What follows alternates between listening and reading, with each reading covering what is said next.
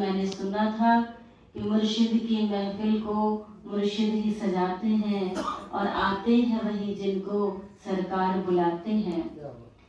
तो आने के बाद जो संत महापुरुषों का दर्शन प्राप्त हो रहा है, उनके जो अमृत वचन हमें सुनने के लिए मिल रहे हैं, उसको सुनने के बाद उसको बुरने की जरूरत है, उसको सुन के उसके निधिध्यासन करने की जरूरत है कि हमने क्या सुना। अभी दिव्य लीलाएं श्री नगरी निवासी भगवान जी की सुनी, उसे अपने दिमाग में हमें सेव कर लेना है और उसे नित्य निरंतर उसका चिंतन करना है। और संतों के चरणों में जो अमृत की धारा सत्संग की बहती है, वही इस आयोजन का मुख्य उद्देश्य होता है कि वे हमारे हृदय में भी उस अमृत को उड़ेल दें, कि हमारा चिंतन भी दुरुस्त हो, हमारा चिंतन भी पवित्र हो। और गुरु महाराज जी का सहारा तो हर भक्त को हर वक्त प्राप्त है। उसके लिए एक छोटा सा दृष्टांत बोल के मैं अपने वाणी को विराम दूंगी।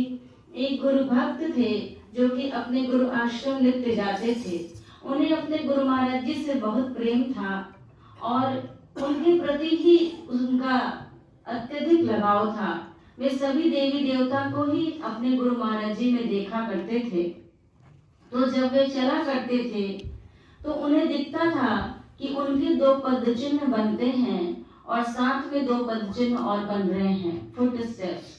तो उसने जाके अपने गुरु महाराज जी से निवेदन किया कि प्रभु, जब मैं चलता हूँ तो मेरे पद चिन्ह तो मुझे दिखाई देते ही हैं, साथ में 2 पद चिन्ह और चल रहे हैं, तो मुझे डर लगता है कि मेरे साथ ये क्या हो रहा है। गुरुदेव प्रभु मुस्कुराए। उन्होंने उसे बोला कि तुम मुझे इतना प्रेम करते हो तो मैं नित्य निरंतर तुम्हारा ख्याल रखता हूँ, इसलिए तुम जहाँ कहीं भी जाते हो तो तुम गौर से देखो वो पद चिन्ह किसके हैं, तुम्हारे अलावा और किसके हैं। जब उसने बहुत गौर फरमाया तो उसे नजर आया कि वे पद चिन्ह उसके गुरुदेव के हैं। वह बहुत प्रसन्न हुआ और उसने कहा, तो क्या आप सदा मेरे साथ चलते हैं? उन्होंने कहा, बिल्कुल, मैं तुम्हारे साथ सदा चलता हूँ। एक बार ऐसी परिस्थिति बनी कि वह उसके जीवन में बहुत दुख का क्षण आया। वह इतना दुखी और क्लांत था कि उसे समझ में नहीं आया कि मैं क्या करूं। फिर उसे याद आया कि मेरे गुरुदेव तो मेरे साथ चलते हैं।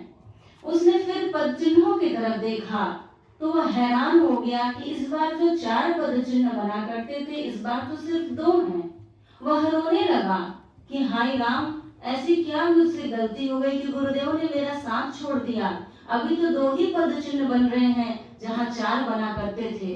वह दौड़ा अपने गुरुदेव के दरबार में और हाहाकार करते हुए उन्हें कहा कि प्रभु, दुनिया वालों ने तो साथ छोड़ दिया, क्या इस दुख की घड़ी में आपने भी मुझे त्याग दिया?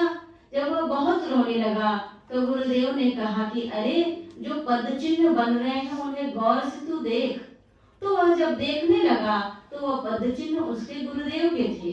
वह हैरान होते हुए बोलने लगा कि प्रभु, ये पद चिन्ह तो आपके हैं, फिर मैं कहाँ हूँ? चल तो मैं रहा हूँ, मेरे भी पद चिन्ह होने चाहिए। गुरुदेव प्रभु ने फरमाया कि बहुत दुख का क्षण है, इसलिए मैंने तुझे अपनी गोद में ले रखा है, इसलिए तेरे पद चिन्ह नहीं बन रहे हैं, तू अभी मेरी गोद में है, इसलिए कोई दुख, कोई परेशानी तुझे मुझसे विलग नहीं कर सकती। मैं सदा सर्वदा तेरे साथ रहता हूँ। सदगुरु भगवान की असीम अनुकंपा है कि उन्होंने अपने सत्संग में बुलाया। पूज्य दीदी जी के सानिध्य में इतने बड़े आयोजन में हमें बैठने का अवसर प्राप्त हुआ और हर क्षण में, हर पल में गुरुदेव का सानिध्य प्राप्त है। ऐसी अनुभूति हमारे दृढ़ होती रहे तो हमारा जीवन कृतकृत्य हो जाएगा। बोले दयालु सद्गुरुदेव भगवान की जय।